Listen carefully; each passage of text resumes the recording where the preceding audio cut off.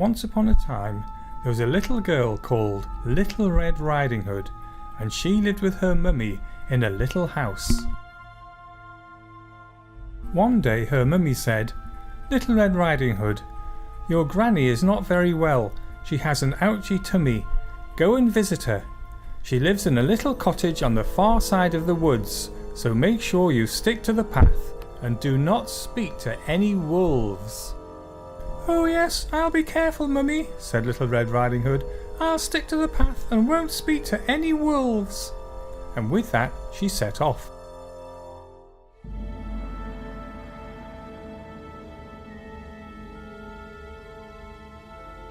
But on the way, Little Red Riding Hood met a wolf.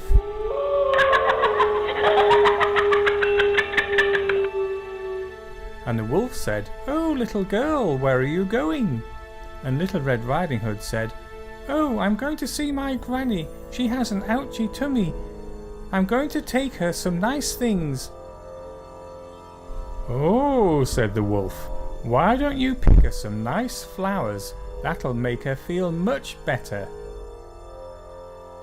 So Little Red Riding Hood, despite being told not to speak to any wolves or to leave the path, skipped off into the woods to pick some flowers for her granny. Meanwhile, the wolf ran to Grandma's house and knocked on the door.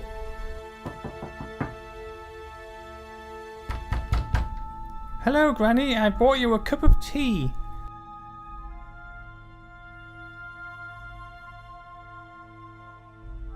And he went in and gave the tea to Granny, but then he gobbled her all up.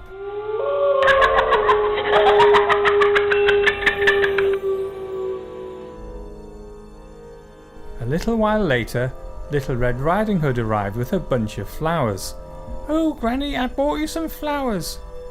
"Oh, thank you," said Granny, who was really, of course, the big bad wolf. "Oh, Granny, what big eyes you have."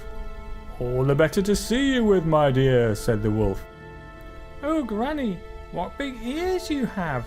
"All the better to hear you with, my dear." "Oh, Granny, and what big teeth you have." "All the better to gobble you up with," said the wolf.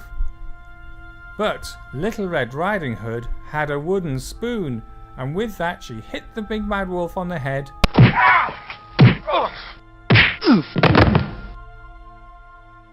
And that was the end of the big bad wolf, and they all lived happily ever after.